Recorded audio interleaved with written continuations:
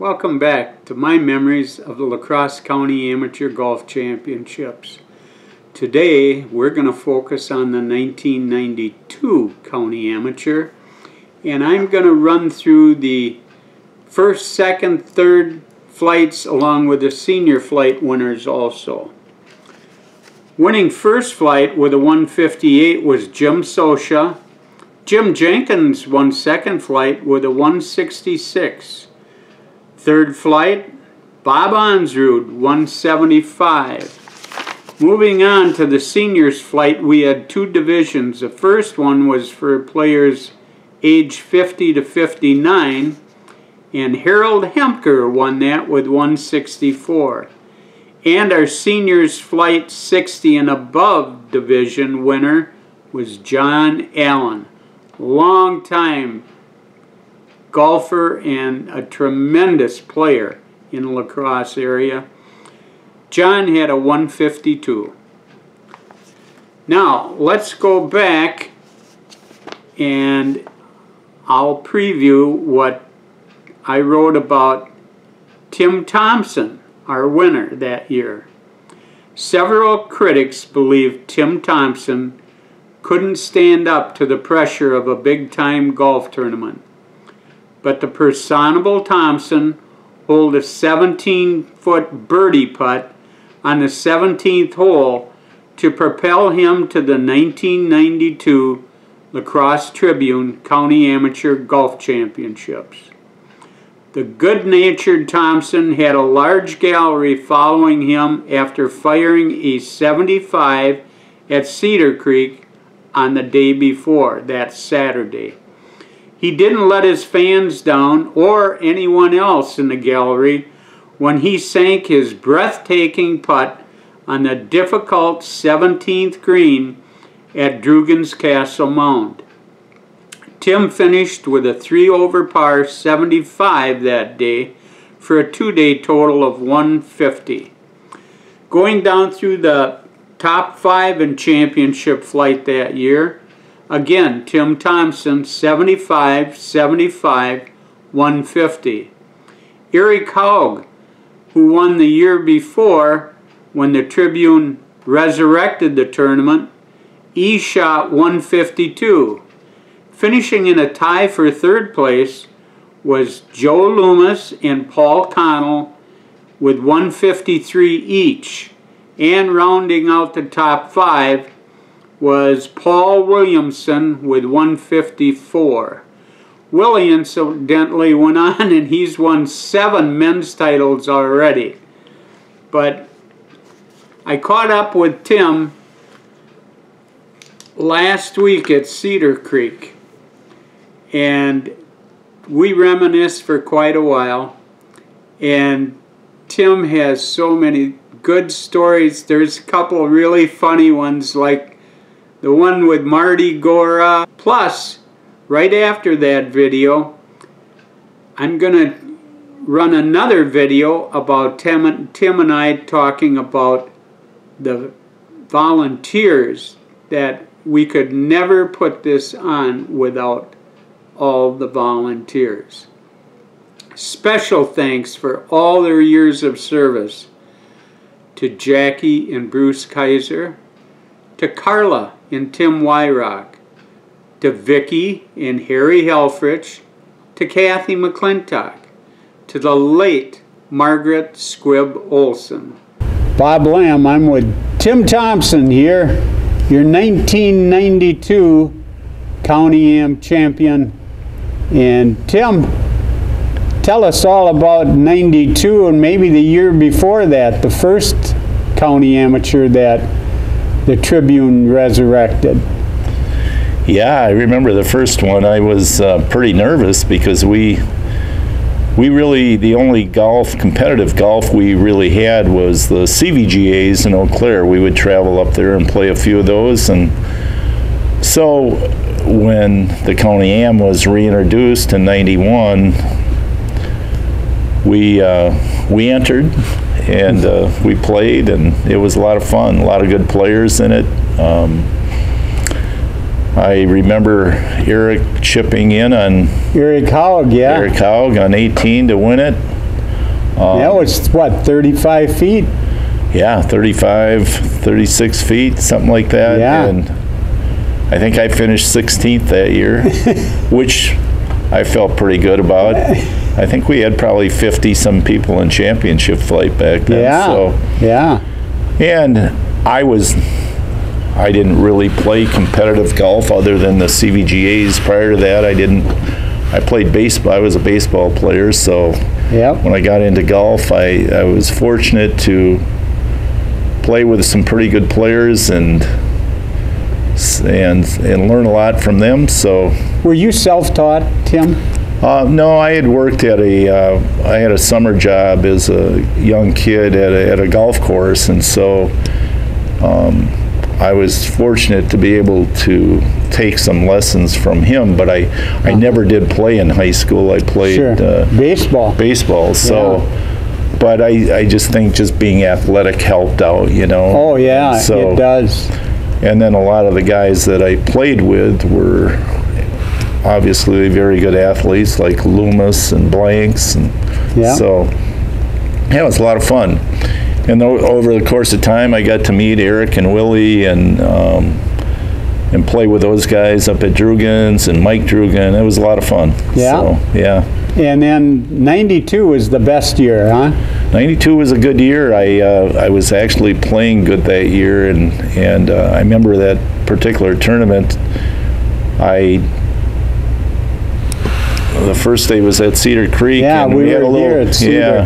And I was playing pretty steady. Nothing. I mean, just playing around even par, 2 over, something like that. And then we had a little weather delay. But I remember birding the par 3 16. That was made about a 15-foot putt to birdie that one. And you really don't know where you stand at that point. Right. So right. And then I think And you shot a good round. Yeah, I shot 75. Shot 75. I doubled Yeah. 18. Just Yeah, but in the bad mistake. weather and that. Yeah. So I was happy. 75. yeah, I was surprised. Scoring conditions weren't optimum for Yeah, sure. I mean, I was surprised that I was leading when I came in. I didn't know. I knew how the guys that I was playing with, like Willie, I was playing with him that day, and Steve Yeah. Anderson. I think I played with them both on the second day too. So and then Paul McConnell. We might have been in the same. Was it Paul Connell? Yeah. Paul Connell, yeah. Yeah. And then, of course, we went to Drugan's the next day, and we're in the last group, and it was another steady round. And as it got closer on the backside, I remember the front side. One thing that always bothered me was number 5. Hit a good drive, and the pin was middle back, and in the middle of the green, but way back. And I had about a 4-footer for birdie there, and I had a spike mark right between me and the hole, and That's when everybody still wore steel spikes. Yeah, so by then it was a little spiked up, and You I remember saying, I was kind of whining to Willie about it, and I said, I got to go right over that spike mark, you know, and I hit it, and it did take it offline, but I missed it. But anyway, so we got to the backside. It was still Paul Connell was playing well, and we got to, I think it's 13, and I ended up making a short putt for birdie there, and he bogeyed. He missed a short putt, and then we went to 14, the par 3, and he had a nice shot in there and made birdie. And I got to 15. It was tight. I think I was 2 strokes up on him, and he parred it, and I connelled it, and he parred, and I took a double bogey. But then on 16, I parred, and 17 I birdied, and I remember 17, I had about a 17-footer. First of all, the funniest thing that happened, though, is I had hit the ball in my second shot into the green, and Marty Gora was caddying for me, and he was driving the cart, actually. Some guys walked, but he was driving my cart, and before Connell could hit his second shot, Marty got so excited after I hit my shot that he started driving up by the green, and I had to yell at him, "It's Marty, stop! Paul has got to hit yet." He left without you too, didn't he? He left without me, and he said, "Well, Tim, I'm so nervous," and I said, which actually calmed me down. Yeah. So, because there were a lot of people standing behind the green, I remember. Yes. And Paul hit a great shot, and he knocked one about 3 feet behind the pin, and tough putt though, and downhill. Anyway, I remember at some point the putt that I had, I just remember having had that putt from playing out there, and it was Eric or Willie that I know. Eric knew a lot of the subtleties of those greens, and he told me on certain greens they just don't putt the way they don't break the way you think they do, and so I just trusted what I remembered there, and I hit it, and it actually broke the way Eric told me it would, and so it went in. So, and then Paul Connell was faced with that short putt, and unfortunately he missed it. So I went to the 18th with a 2-stroke lead, and that was a big birdie putt. Yeah, that was a big birdie putt. So that was, so I hit a good drive, and then didn't hit a good second shot. It was just off the green left, but chipped up and made the putt for par. But I do remember looking at the crowd, and I remember seeing Eric, and because you didn't really know where you stood, and I think it turns out I finished 2 back of him, or finished 2 ahead of him too. So yeah. But I remember, I remember Paul Williamson coming up and just, hugging me and shaking my hand, and it was pretty exciting. Yeah. Yeah, and Steve Anderson, yeah. Yeah. Great players. Yeah. But have you ever had that putt again at Drugans on the 17th hole? Yeah, but my memory isn't as good anymore, so I probably don't remember. Well, how old were you when you won it in '92? I was 38, and I'm 70 now. So. That's a lot of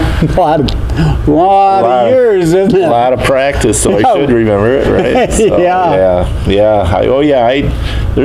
there's certain putts you just remember, you just know from playing there that which way they're going to break. But well, you were a great champion. You've been great representative for the county amateur ever since, and we're going to come back and talk a couple of minutes with you about your involvement with the county amateur after you hung up your spikes.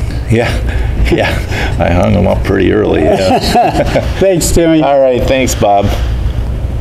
Tim, when did you finally have to hang up your spikes because of injuries and that? Gosh, I think it was maybe 2008, 2009. I'm just not quite sure. I just don't know. And but I think it was shoulder problems, wasn't it? And shoulders and elbow issues. I kind of had some bad habits with hitting too many balls off of hard mats in the wintertime. And But then the shoulder, it just never quite got over that. Even though you play today, you don't feel like you could play competitively. No, not at that level. Yeah. No. But you have been involved with the county amateur every year since 1991. Yes, sir. And after you quit playing because of health reasons and that, you've been involved as, I don't know what we were calling you back then. You were our right-hand man. You did everything. You were the starter, you were rules official, you did everything. Yeah, whatever I could do to help out. I mean, it was a lot of fun, and you guys made it easy because, you had a phenomenal group that worked for you. The volunteers were so good. So it made it really easy for me, and I wanted to be a part of it in any way that I could. So and you were a very integral part of it too, Tim. Yeah. And we always You and I always talk about, you were the one that kept me going. Well, yeah, I remembered you asked me, well, at one of our board meetings, you were looking at hanging up the spikes, if you will, and you had suggested that I take it over, and I was going to take it over, but for 3 years in a row, I talked you into coming back and doing it one more year, and really because I felt like you needed to be out there, and people loved the way you ran it. They enjoyed the award ceremony. You always handled that very well, and so it was a lot of fun.